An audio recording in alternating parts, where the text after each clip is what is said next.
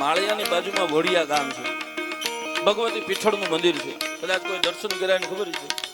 કાદુ મકરાણીના વખતમાં કાદુએ રાતના 12 વાગે વડિયા ભાંગવાનો વિચાર કર્યો અને આખા ગામને એને ઘેરો લીધો. જોજો પીઠળ હું છે એ તમને કહેવા જઈ રહ્યો છું.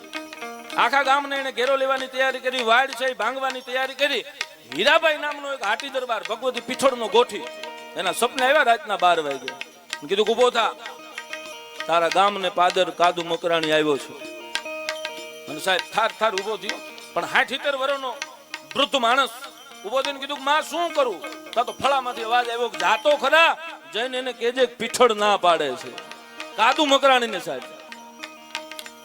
એટલું જઈને કેજે ને સાહેબ ભરોહો છે ને આવ્યો સાહેબ પાદરમાં. તા તો ગામ ભાંગવાની તૈયારી છે, એની જે કાંઈ ગોઠવણ છે, જે કાંઈ ચર્ચા છે હાલે છે, એમાં કાદુ મકરાણી વચ્ચે બેઠેલો 70 વર્ષના વૃદ્ધને આવતા જોયા. કાદુ ઉભો થયો, માન આપ્યું, આવો આવો.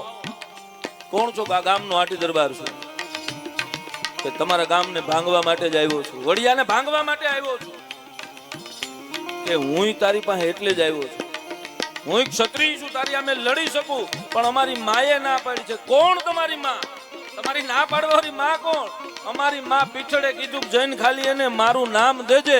તા સાહેબ ઇતિહાસ સાક્ષી પૂરે છે, કાદુ મકરાણી તેદી ક્ષત્રિયના પગમાં પડી ગયો. પીઠળના છોરું કરીને કાદુ મકરાણી પગમાં પડી ગયો. ધ્રુતારી આવી સાહેબ, ખમા ખમા ખમા.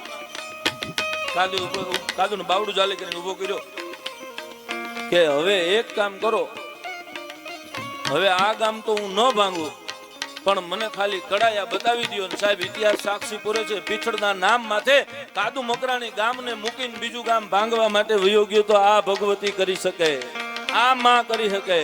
એટલા માટે